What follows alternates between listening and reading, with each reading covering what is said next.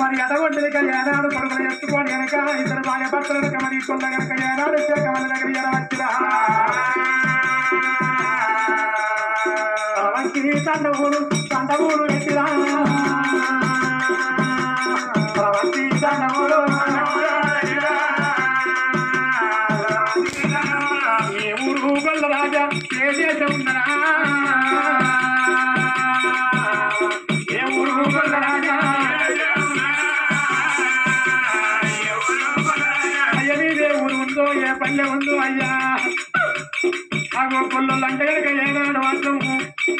మరి కళ్ళల్లో కనుక కలలోపలక ఏనాడు కొల్లనేడో భగవంత స్వరూపం అంటారు అయ్యా నువ్వు కనుక ఏనాడు ఆ యొక్క దేవత స్వరూపంగా ఏడో అక్షరము అయ్య మేము కన్నా కొడుకులు అయ్యా నా పెద్ద కొడుకు వింత రాదు నా చిన్న కొడుకు చిత్ర రాదు నా పేరు నన్ను ధర్మరాజు నా భార్య ధర్మతమ్మ మాకు కలగల్ల కష్టాలకి కనుక ఏడవచ్చానయ్యా అగో ఏడన్న ఊరి పోదామని అని లోపల వెళ్ళి పోంగా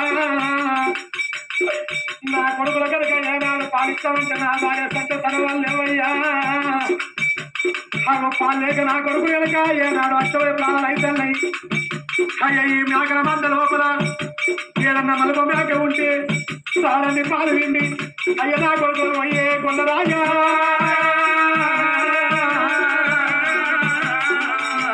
నీ కళ్ళు మొక్కులావు నీ దయాదండ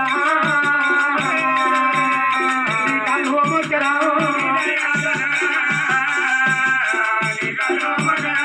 అయ్యా కొల్లరాజా